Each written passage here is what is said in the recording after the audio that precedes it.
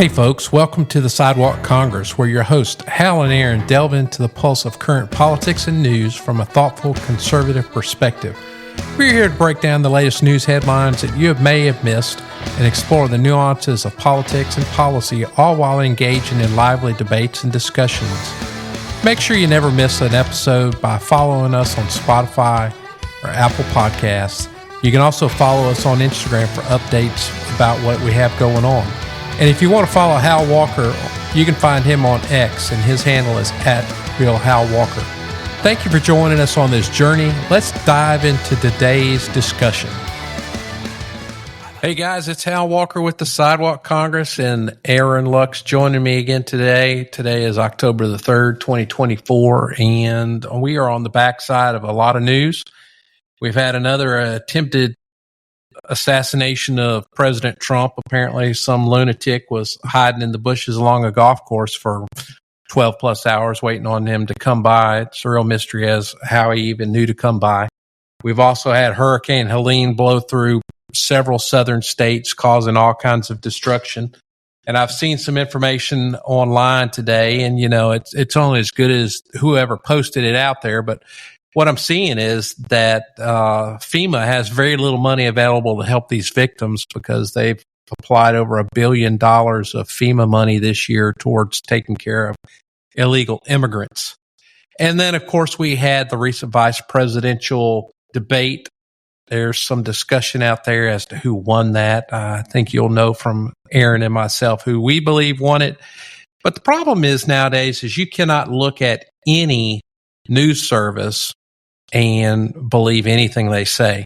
I think depending on the day it is, Fox News may be a little more leaning towards the conservative side, but that's not always. And they've got a bunch of idiot lefties that they allow on each of their shows. For some reason, they feel like they need some equal voices being heard. But every other news channel, the lefty channels, they're believing that Tim won, he gutted him, and the future is bleak for the GOP. So with that being said, Aaron Luck, tell us what's going on with you, young man. Not much, Hal. We're just working and doing a lot of officiating football and, chasing after kids, and not literally, they're not that young, but keep it up with kids. How about that? I was about to say, your kids are getting old enough to where they're probably slowing down and you could probably catch them. Yeah, they are. I can't catch my daughter's dog, though. I don't know that anybody can. I take that for out to run every now and again since she lives pretty close to the office. All right. Well, when we're looking at Kamala Harris going into this election, which is 30-ish days away, 35 days. Actually, I had a counter pulled up recently. I'll try to get that back up. But, she has flip-flopped on all her positions. Years ago, she was out there saying, I'm going to take your guns. We're going to have, a universal health care. We're going to do all this. We're going to have these illegal immigrants come in. We're going to allow them to vote. And, well, if you listen to what she says nowadays, it's, I'm a gun owner and, we're going to have an opportunity economy. And again, we have talked about that in the past, about her thoughts about taxing unrealized capital gains. But, she has done an about face, and it's almost like she's peeking over Trump's shoulder, taking the notes off of his sheet. And, she's going to come out with that same thing. But to lead us off, I'm going to play a little clip that I picked up recently. She has done pretty much zero interviews except for these ones that are set up and lined up to just make her look good. They're not really interviews. They're more just opportunities to have talking points. But here she is on Oprah Winfrey. It's just a short clip, but this one is pretty funny. We'll talk about it after we listen to the clip, Aaron. I'm a gun owner. Tim Walz is a gun. I did not know that. If somebody breaks in my house, they're getting shot. Yes. I hear that. Probably should not have said that. But my staff will deal with that later. Yeah. So, Aaron, what kind of gun do you think Kamala has? Well, that's what I'd like to ask her. I'd be curious to know if she. First off, I don't believe she has a gun. Obviously, I don't believe that for a minute.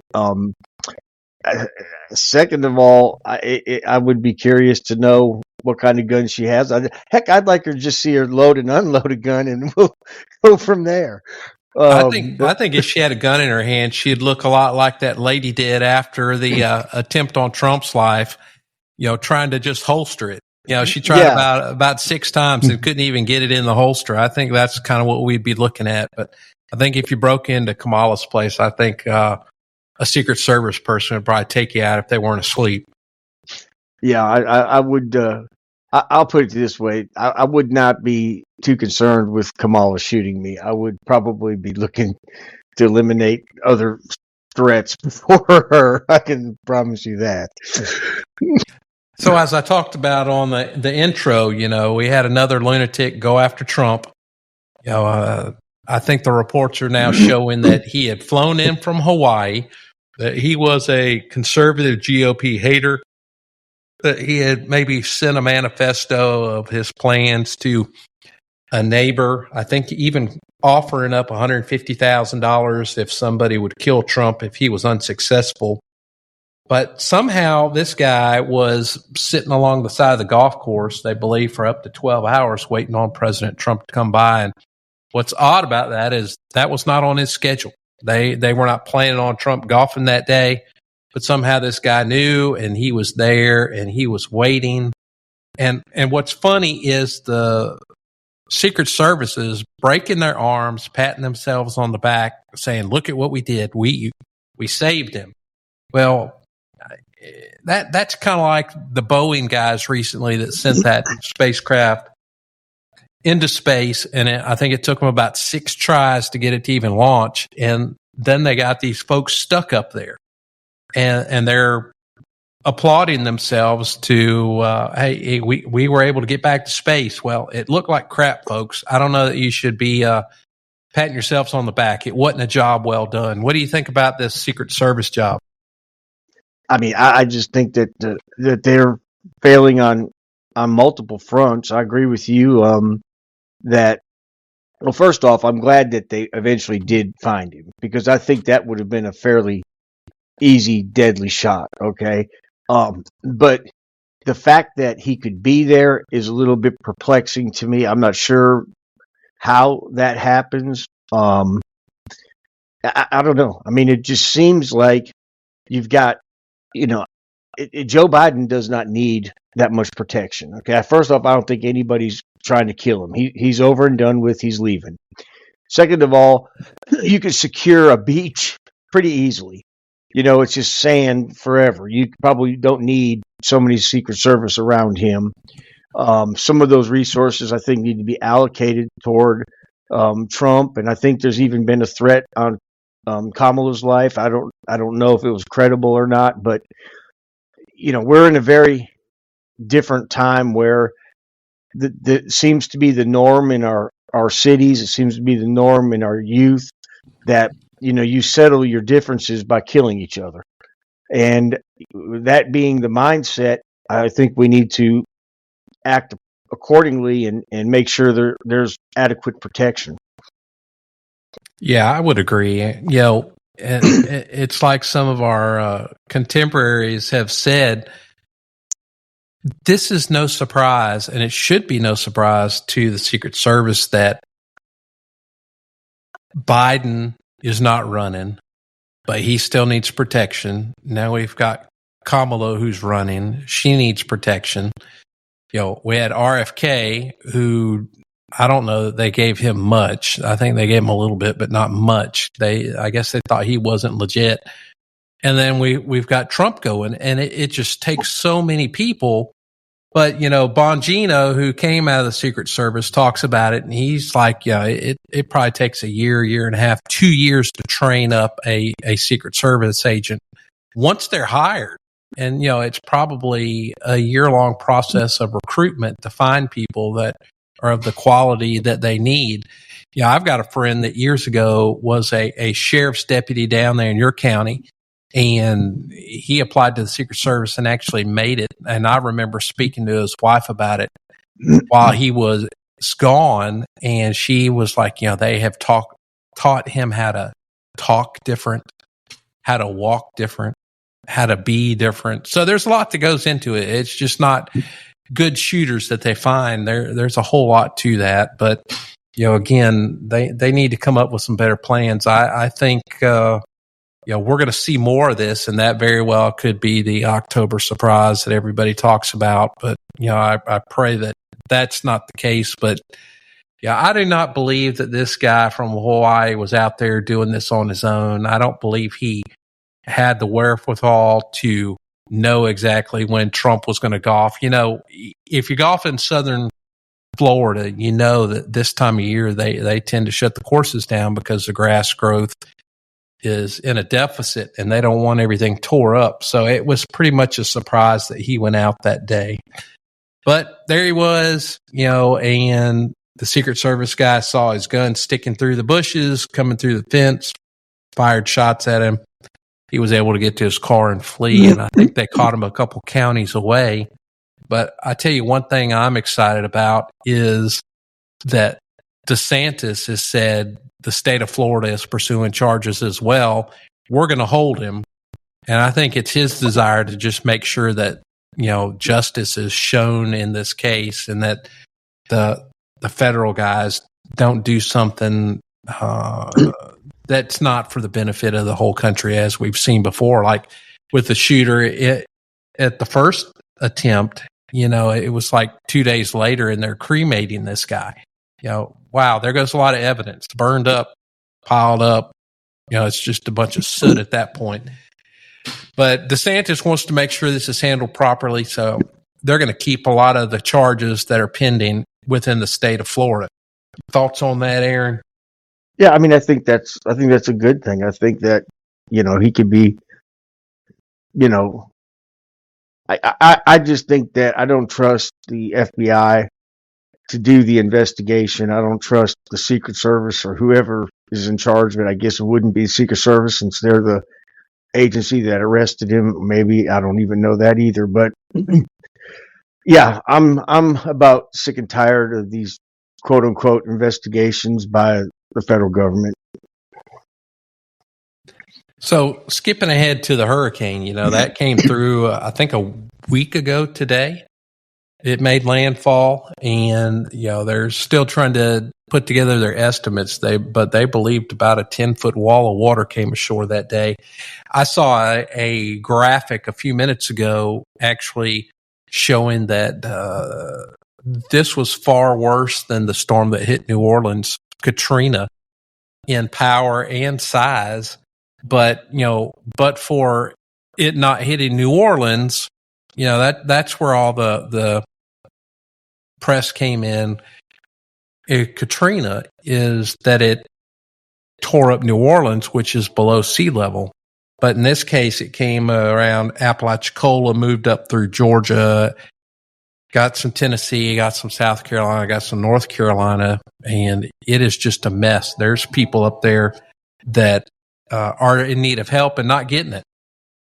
Yeah, it's really sad, and I don't know what you can believe anymore when you read on Twitter or the internet or whatever, because you just can't trust really anything from anybody. But if what I'm seeing is true, that FEMA just said, well, we're out of money, and then I thought I saw Joe Biden in the Oval Office talking about it's up to the Americans to send money over there, and that's fine. That's I don't mind helping people, GoFundMe or whatever, but that's why they collect taxes. And if they've given all this money away to things that it wasn't earmarked for, then someone should be held accountable for that.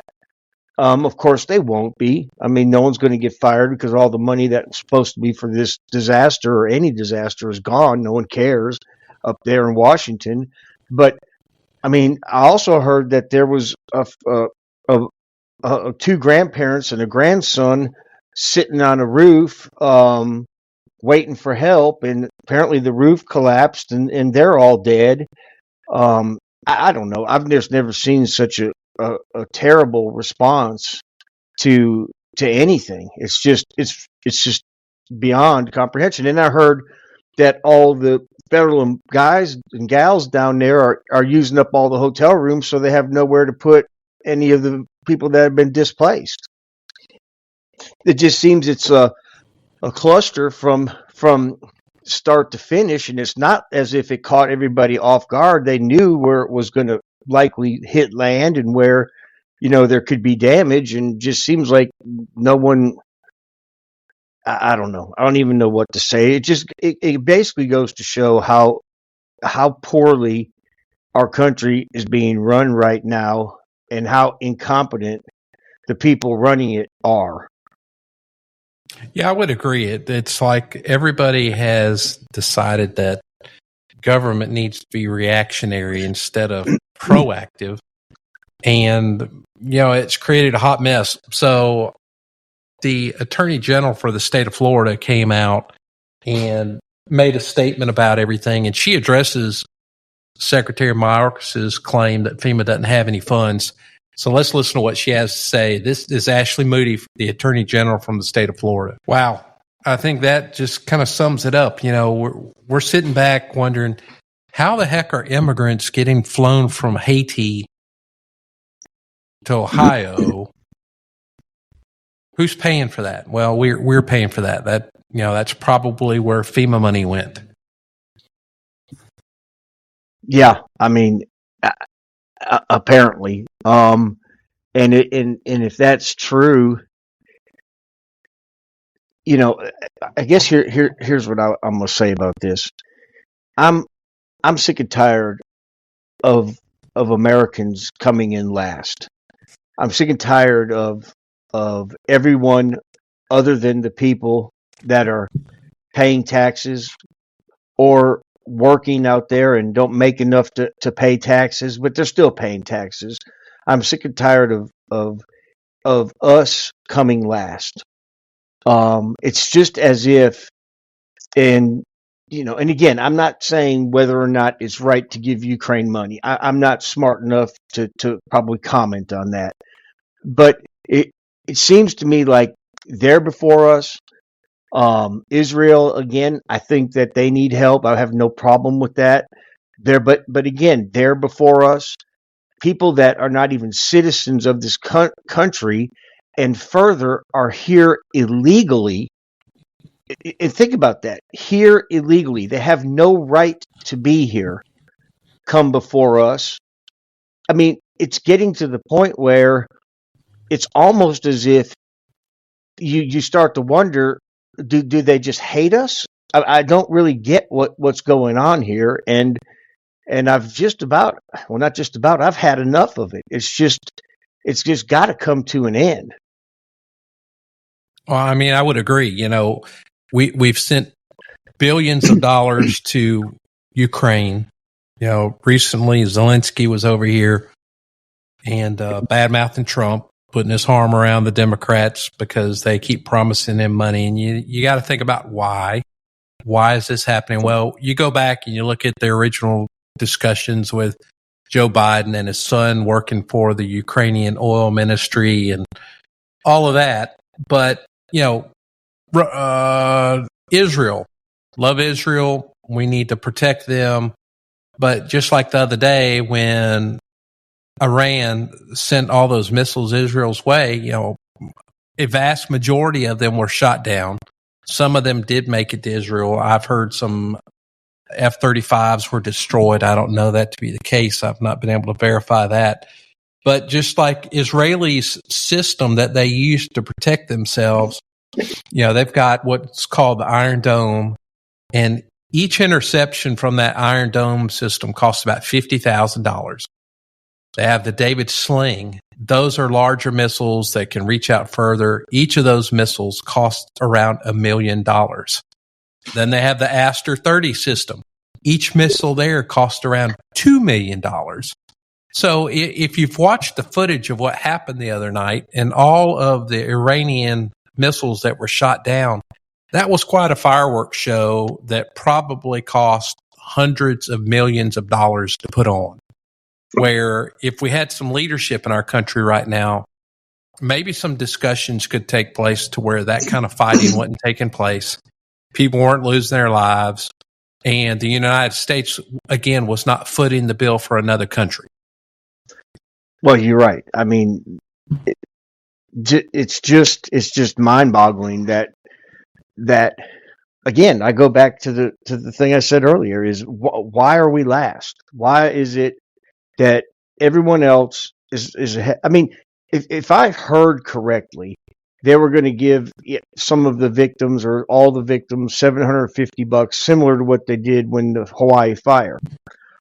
You know, if I would just take that money and just throw it into the water. I mean, $750, and if what I also see is true, that they're getting these illegal aliens in our country are getting thousands of dollars monthly, places to live, food to eat. We're just backwards. It's just beyond comprehension to me. Well, while we're going there, and let's go ahead and just talk about illegal immigration. You know, recently it came out that there were Haitian immigrants in Springfield, Ohio, eating ducks out of ponds, eating people's cats, eating people's dogs. And again, there's evidence of that, and there's documentation of that. But the lefty news services still continue to say it was something that's made up, and it's just meant to inflame people, even though we know otherwise. But during the debate the other night, the parties talked about that, and it's just amazing what has happened. The number of people that have come into this country, and unfortunately, it's not a bunch of folks out there just doing good, just wanting another opportunity. I want to raise my kids in America so they have the opportunities that everyone else's kids have. They've let a large number of very bad people in this country. Have you seen those numbers, Aaron?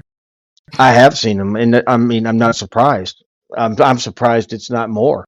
Go ahead. Well, I read something the other day, and I think my numbers are going to be off, so I'm going to just say not more than Japan last year let in less than 1,000 immigrants into their country. Okay. Now I'm not saying that we need to go to that extreme, but the point is they know every single person inside and out that is coming into that country. They know that they have something to contribute to the country. They know that they are going to be good citizens of the country. They know that they are not going to try to turn Japan into the country from which they came. Here, all we do is we just don't care who comes in. We don't care if they have anything to offer. We don't care whether or not they're going to fail or succeed in this country and end up on welfare and social programs. So we got to go back to the way things were done. Back when people were coming into this country at a flurry through Ellis Island, the people that couldn't make money and couldn't succeed ended up going back home. They didn't get here and say, okay, where's my handout? They got here, they all probably worked hard. They all tried to succeed. A lot of them did, the majority maybe, but about half of them turned around and went home because there was no handout for them if they did not make things work. We got to get back to that kind of a mentality.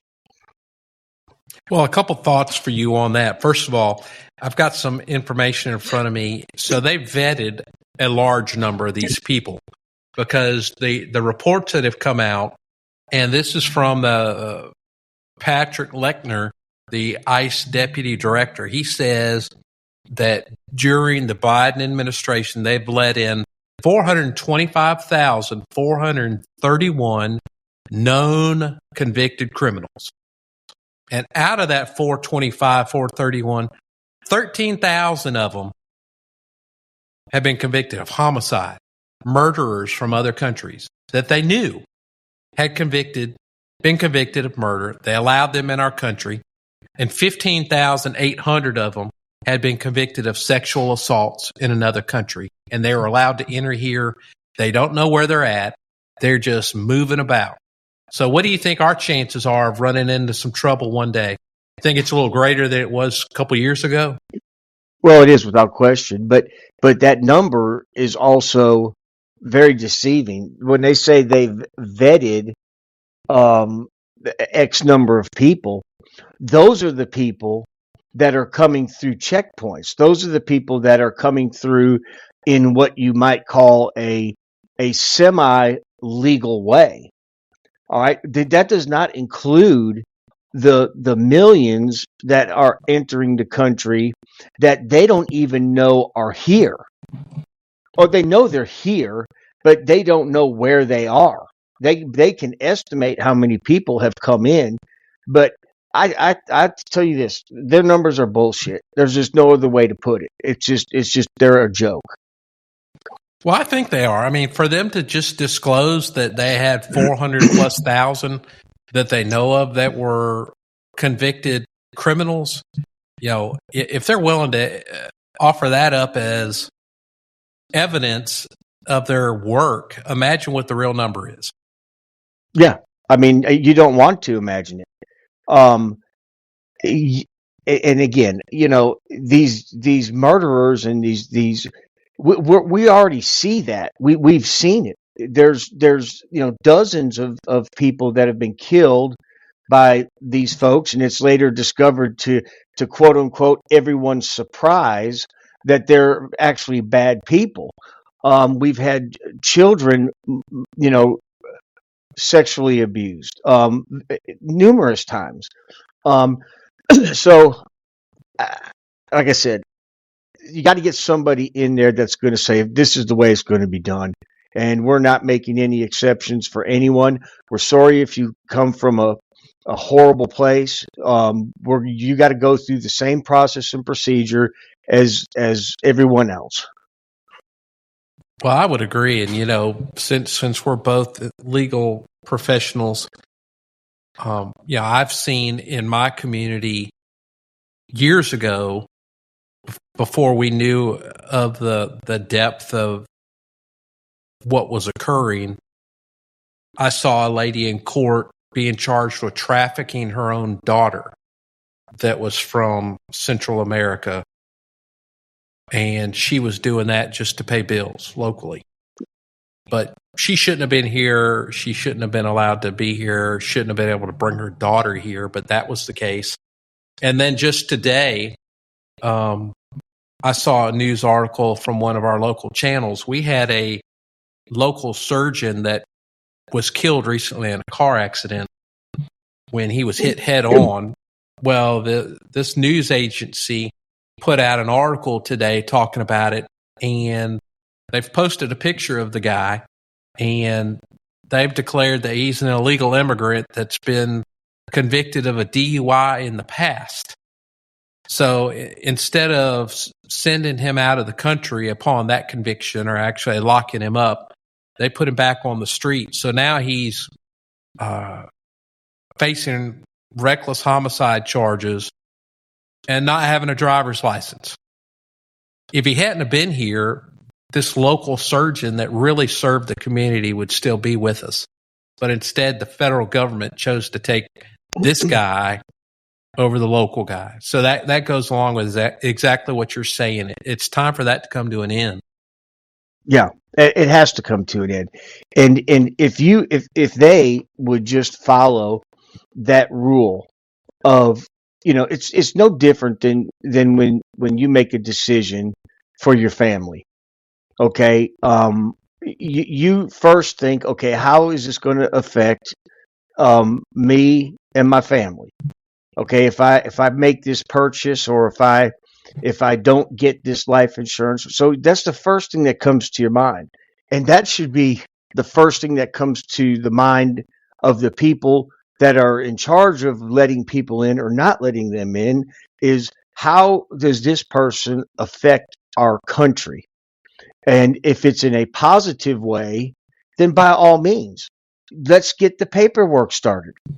But if that first question cannot be answered that yes, they will affect it. The process stops there, and you are turned around and sent on your merry way. That's how simple this could be.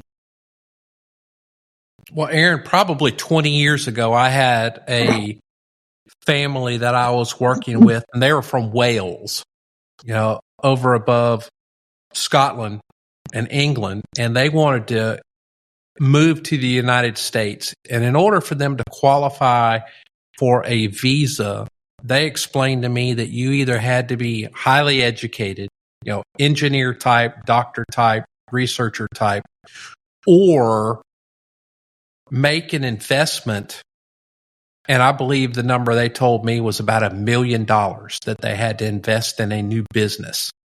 So, they scraped together the money, and I believe it was their intention to open a bed and breakfast. But, this was people from Wales that were highly educated, just looking to live in the United States. And that's what they had to go through back around 2000 in order to come and be here legally. And that's just night and day compared to, what's happening now. So let's fast forward. JD Vance, he was talking at the debate the other night, but before we get there, I wanted to play a clip I've got of him where he went down to the southern border. He actually knows where the border is. I think Kamala finally made it down there, and I was surprised that she knew which direction to go. But we've got borders on north, south, east, and west, but she actually made it to the border finally.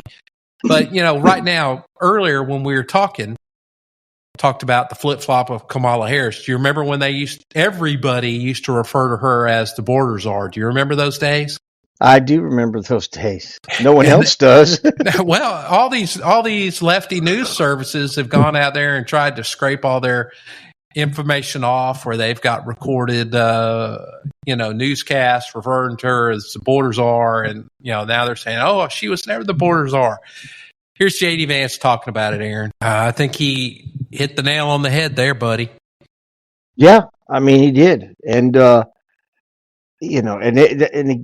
it just needs to they just need to keep pointing that out. I don't know. I'm still perplexed at how this race is so close. It just really shows that we are divided on a couple of things where I don't know that we'll ever see eye to eye on, and those are the sole things that people are apparently voting on. Yeah, and I don't understand that, Aaron. How somebody can have such a hate for freedom. I understand you may not want to be conservative and you may not want to go to church, but no one makes you go to church, and no one makes you salute the flag or pledge allegiance to the flag, although patriots do and love it. But why do you hate that type situation so much, and someone like Donald Trump so much, that walked away from his $1 billion business to try to save America once before and is trying to do it again, even though he's facing all the prosecution he is? How do you hate those things so much that you're willing to forego economic prosperity, freedoms, no censorship? How do you live a life where those things aren't important enough to make you make a better decision?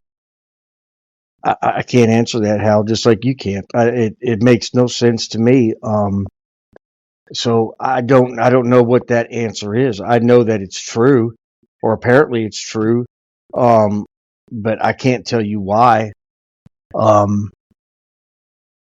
I don't understand it. I really don't understand it. I mean, the president's job is simple in the sense that if we went back to what the Constitution says the president is supposed to do and what Congress is supposed to do, we could get rid of a lot of this stuff that really has no business being tampered with by the federal government, which would do away with probably most of the things that divide Americans.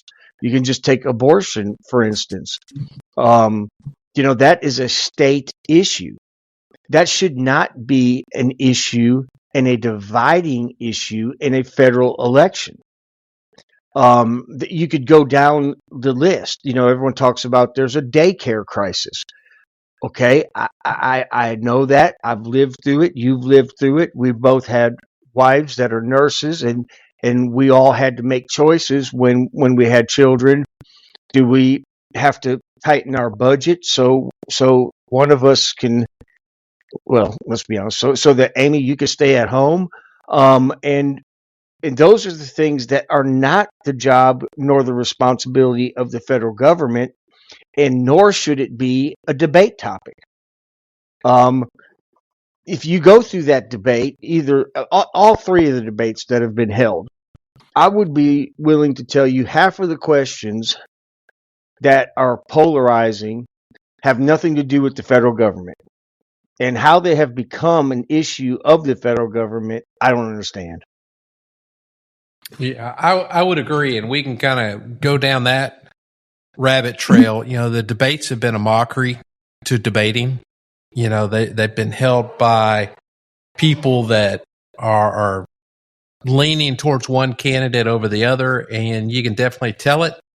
This last one was held by a couple ladies that work for CBS, and originally their rules were that there was not going to be much, if any, fact checking.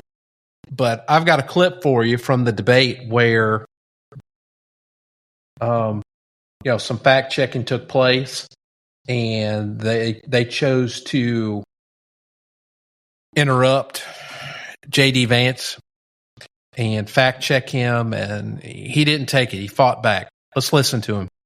Thank you, Governor. And just to clarify for our viewers, Springfield, Ohio does have a large number of Haitian migrants who have legal status, temporary protected status. Well, Margaret, but thank you, Senator. We have so much to get to. Margaret, I think it's important because turn out of the economy. Margaret, the rules were that you guys were going to fact check, and since you're fact checking me, I think it's important to say what's actually going on.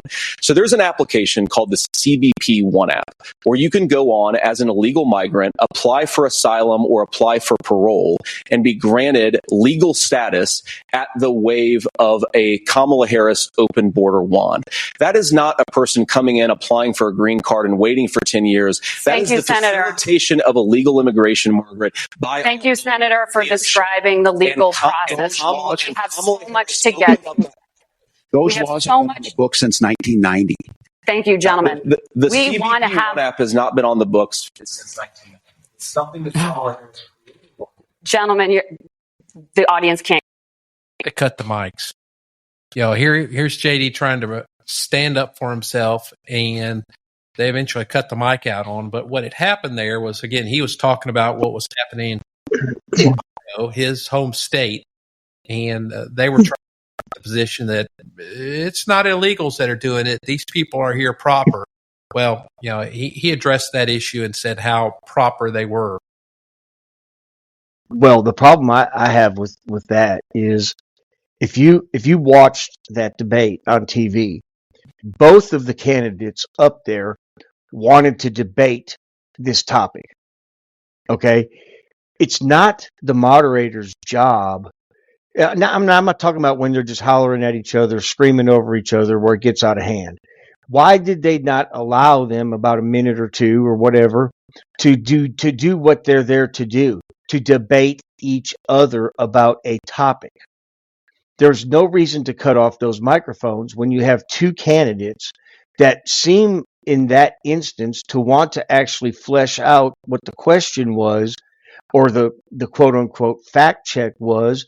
And in response to that, these so-called moderators think that this is all about them, but it's not. It's about these two folks telling us what they think. Well, it's a difficult situation when you're vice president because a lot of people think that these debates don't really matter, but I definitely think they do because as we've seen with the current administration, sometimes there comes a time where the president is no longer in charge, in which case we need a solid vice presidential candidate out there. And I think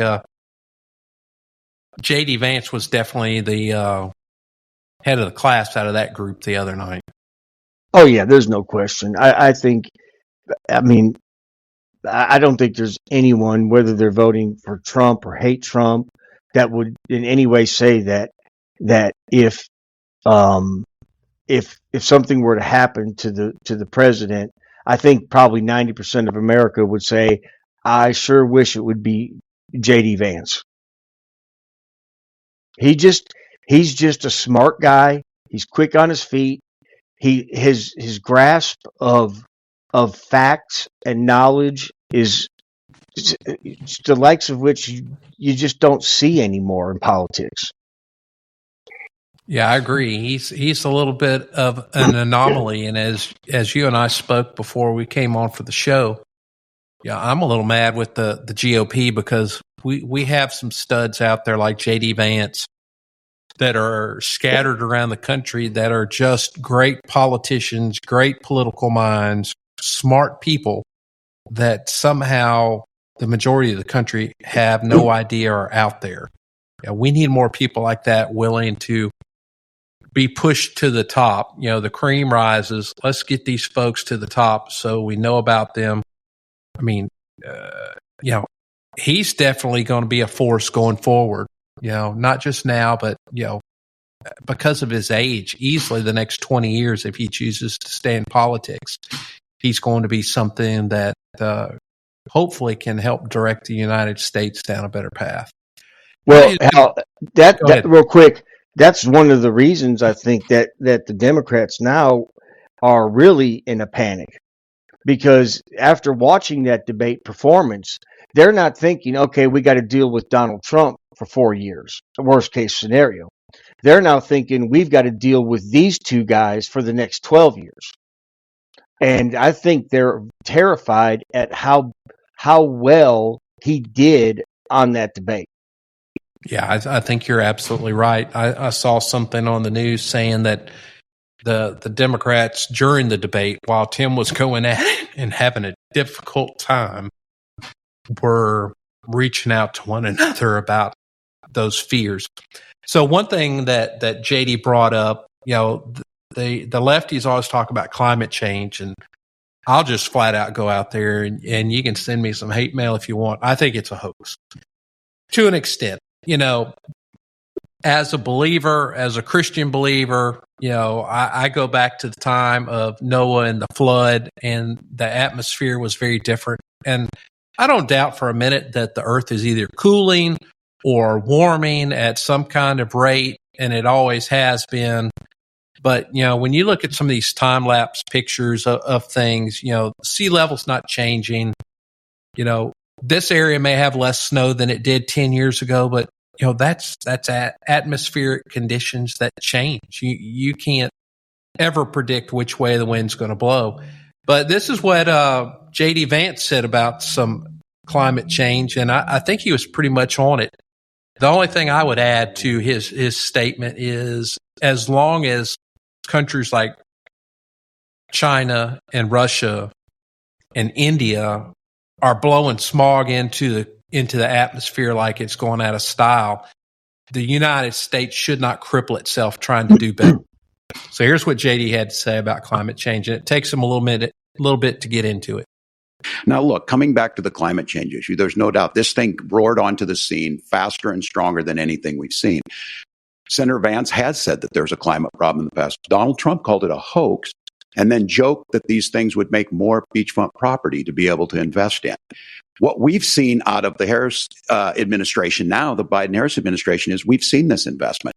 We've seen massive investments, the biggest in global history that we've seen in the Inflation Reduction Act, has created jobs all across the country. 2,000 in Jeffersonville, Ohio, taking the EV technology that we invented and making it here. 200,000 jobs across the country. The largest solar manufacturing plant in North America sits in Minnesota. But my farmers know climate change is real. They've seen 500-year droughts, 500-year floods back to back. But what they're doing is adapting, and this has allowed them to tell me, look, I harvest corn, I harvest soybean, and I harvest wind. We are producing more natural gas and more oil at any time than we ever have. We're also producing more clean energy. So the solution for us is to continue to move forward, that climate change is real. Reducing our impact is absolutely critical, but this is not a false choice. You can do that at the same time you're creating the jobs that we're seeing all across the country. That's exactly what this administration has done. We are seeing us becoming an energy superpower for the future, not just the current. And that's what absolutely makes sense. And then we start thinking about how do we mitigate these disasters? Thank you. Senator, I want to give you an opportunity to respond there. The governor mentioned that President Trump has called climate change a hoax. Do you agree? Well, look, what the president has said is that if the Democrats, in particular Kamala Harris and her leadership, if they really believe that climate change is serious, what they would be doing is more manufacturing and more energy production in the United States of America, and that's not what they're doing. So clearly, Kamala Harris herself doesn't believe her own rhetoric on this. If she did, she would actually agree with Donald Trump's energy policies. Now, something Governor Walz said I think is important to touch upon, because when we talk about clean energy, I think that's a slogan that often the Democrats will use here.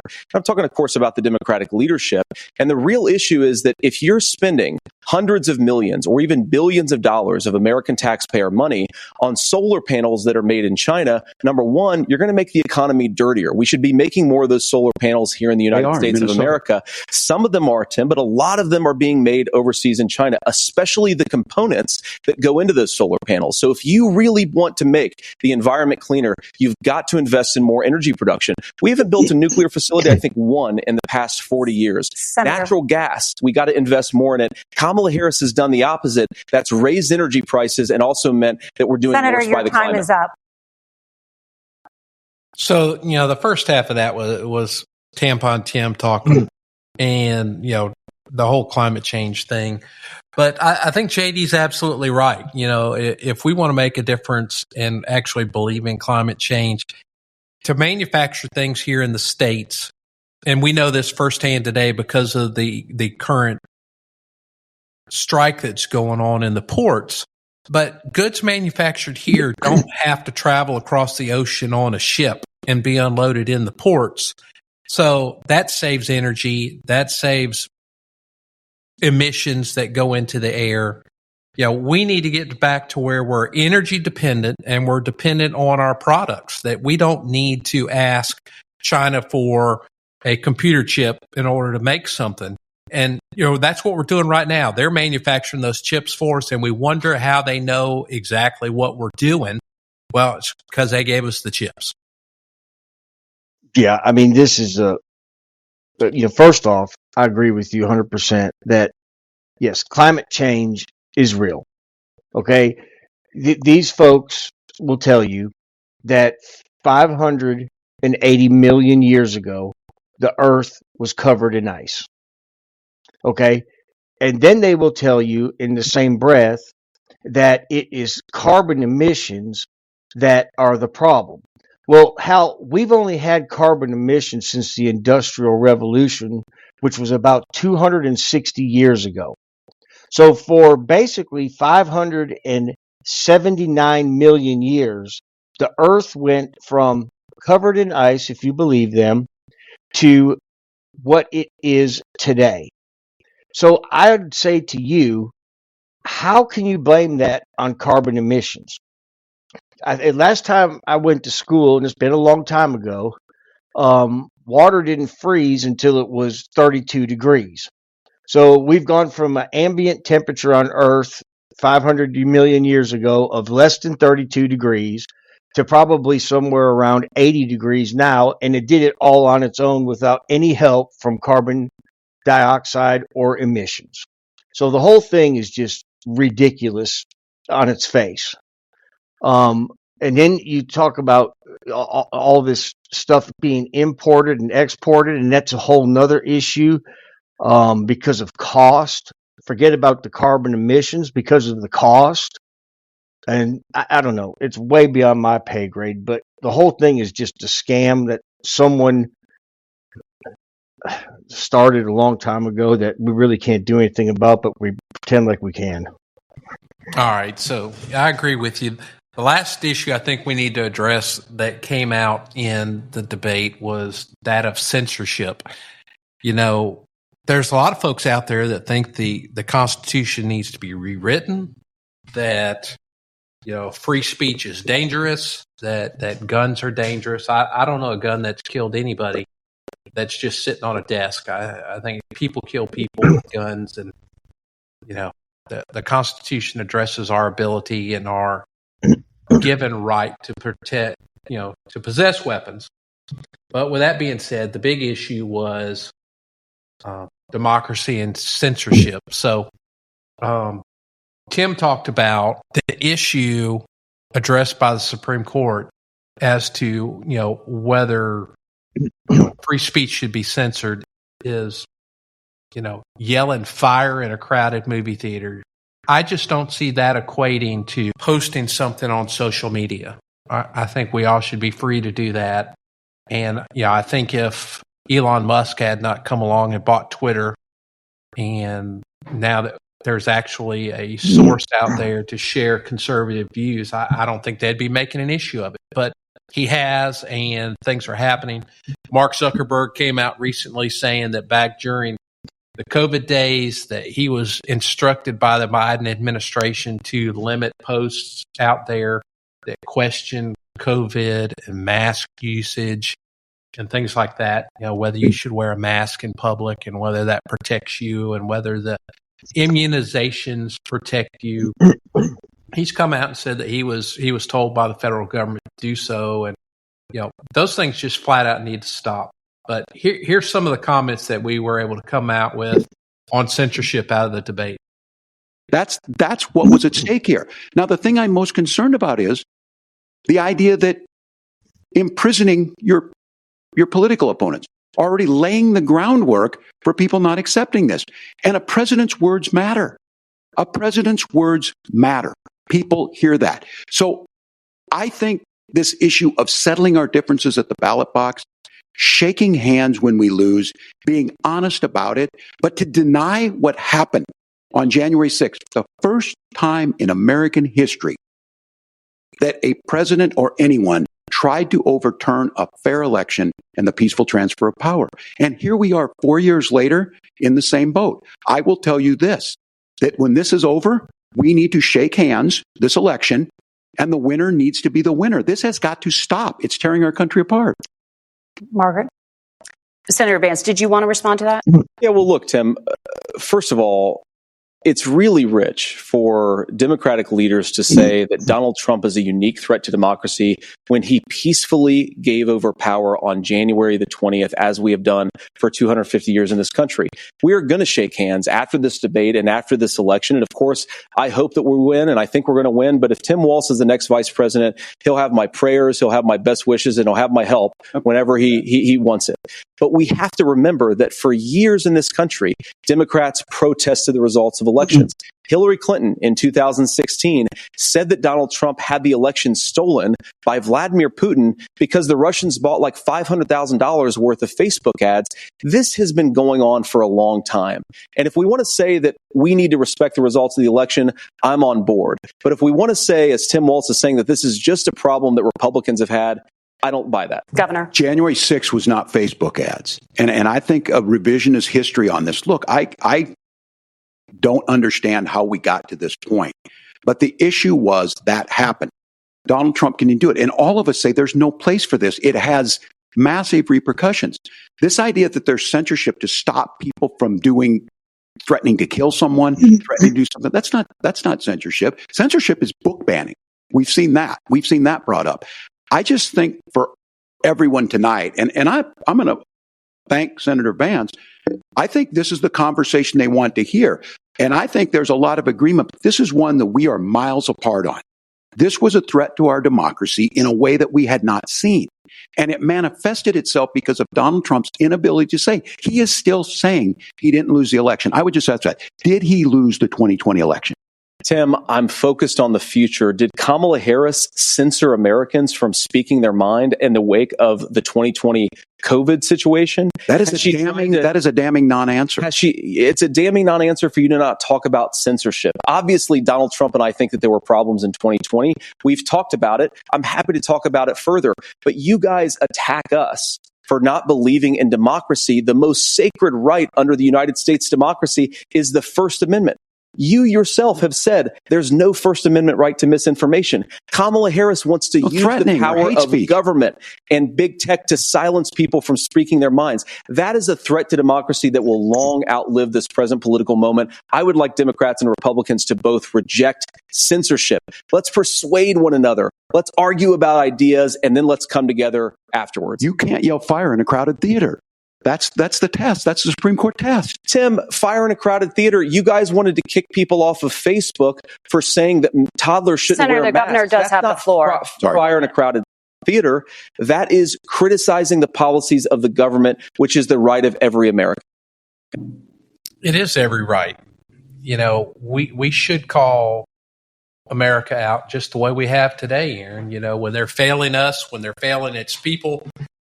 You know, when there are people that are elected, it's their job to represent our interest and the people of their voting districts, and it's not happening. They should be called out. Well, yeah, I mean that's that's why there is that freedom. There is that freedom to be able to criticize our elected officials and to criticize their actions and you know. I just think that if you start, you know, who's the decider of what's misinformation and disinformation? If you go back to 2020, I think pretty much most Americans, I think I can say this, probably thought that the COVID shot would help. And a lot of Americans got the shot based upon that information.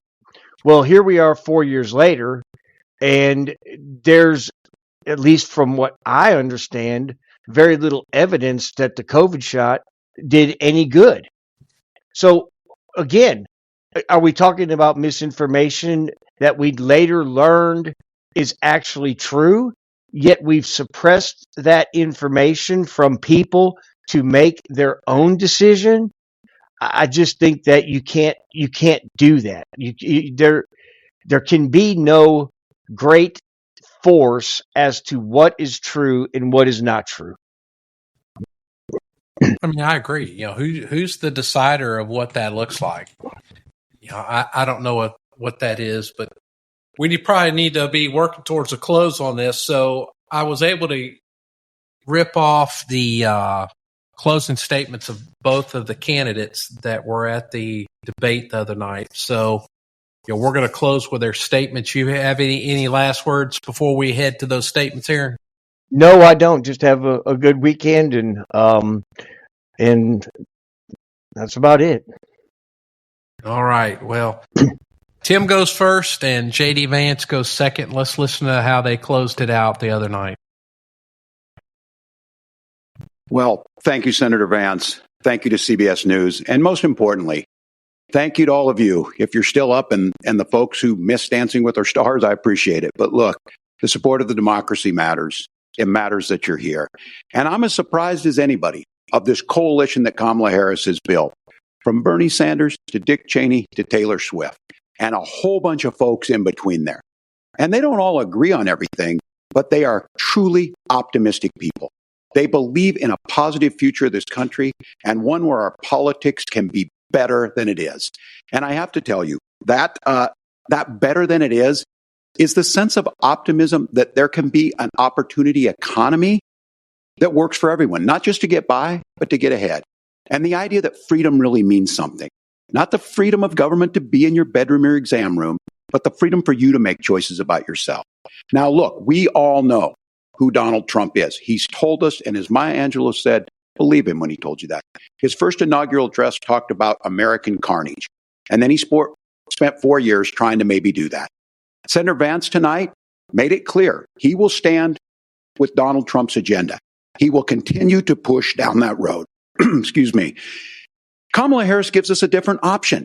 Now, I'll have to tell you, I'm going to be careful about the quotes, but there's one that Senator Vance said that does resonate with me.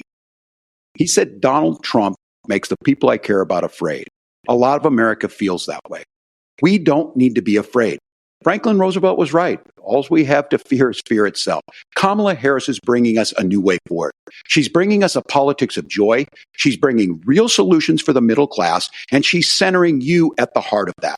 All the while asking everyone, join this movement, make your voices heard. Let's look for a new day where everybody gets that opportunity and everybody gets a chance to thrive. I humbly ask for your vote on November 5th for Kamala Harris. Governor Walz, thank you. Senator Vance, your closing statement. Well, I want to thank Governor Walz, you folks at CBS, and of course the American people for tuning in this evening. And one of the issues we didn't talk about was energy. And I remember when I was being raised by my grandmother, when she didn't have enough money to turn on the heat some nights because Ohio gets pretty cold at night and because money was often very tight. And I believe, as a person who wants to be your next vice president, that we are a rich and prosperous enough country where every American, whether they're rich or poor, ought to be able to turn on their heat in the middle of a cold winter night. That's gotten more difficult thanks to Kamala Harris's energy policies. I believe that whether you're rich or poor, you ought to be able to afford a nice meal for your family. That's gotten harder because of Kamala Harris's policies. I believe that whether you're rich or poor, you ought to be able to afford to buy a house. You ought to be able to live in safe neighborhoods. You ought to not have your communities flooded with fentanyl. And that too has gotten harder with because of Kamala Harris's policies. Now, I've been in politics long enough to do what Kamala Harris does when she stands before the American people and says that on day one, she's going to work on all these challenges I just listed. She's been the vice president for 3.5 years. Day one was 1,400 days ago, and her policies have made these problems worse. Now, I believe that we have the most beautiful country in the world. I meet people on the campaign trail who can't afford food, but have the grace and generosity to ask me how I'm doing and to tell me they're praying for my family. What that has taught me is that we have the greatest country, the most beautiful country, the most incredible people anywhere in the world. But they're not going to be able to achieve their full dreams with the broken leadership that we have in Washington. They're not going to be able to live their American dream if we do the same thing that we've been doing for the last 3.5 years. We need change. We need a new direction. We need a president who has already done this once before and did it well. Please vote for Donald Trump. And whether you vote for me or vote for Tim Walz, I just want to say I'm so proud to be doing this and I'm rooting for you. God bless you and good night.